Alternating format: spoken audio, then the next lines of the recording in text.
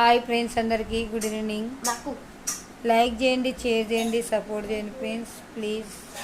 నేనైతే ఇంటికి ఇప్పుడు వచ్చిన పని 11 గంటలకు అయిపోయింది, కానీ ఎందుకంటే మాల్ లేదు ఈరోజు. కొద్ది దాంట్లో కొద్దిగా అమ్మిండ్రు, గిరాకులు లేవు.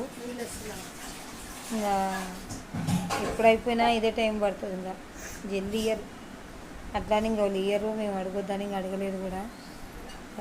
6:38 టైం అయితే ఇంటికి వచ్చిన నా బిడ్డ అయితే చాయ్ ఉందని గరం పెట్టుకొచ్చింది.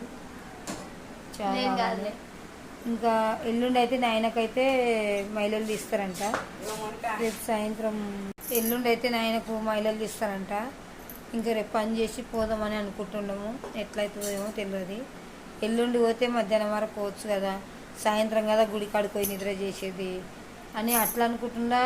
రేపే పోవాలనుకుంటుండా. రేపు పోతే కొంచెం తమ్మునికి మరదలకి ఇల్లు అడగనికి ఆసరైతా అని ఆలోచన. ఎందుకంటే ఇంకా పిల్లొక్కతే మళ్ళా మేమందరం 5 మంది, ఒకరు ఒకరున్నా ఒకరు. నీవు రాకుంటే నేను రాను, నువ్వెందుకు రాలేనట్లు ఉంటుంది కదా. అందుకని రేపు మధ్యాహ్నంకి వెళ్ళి పని చేసి అట్లే పోదాం అనుకుంటుండా. లైక్ చేయండి, షేర్ చేయండి, సపోర్ట్ చేయండి ఫ్రెండ్స్ ప్లీజ్. మళ్ళీ ఎల్లుండి మైలలు తీసినాక మళ్ళీ ఆదివారం నాడు పెద్దలకి పెడతారంట. ఇంకా అమాస ఓనియొద్దని పెడుతుండ్రు, ఈసారి పెడుతుండ్రు.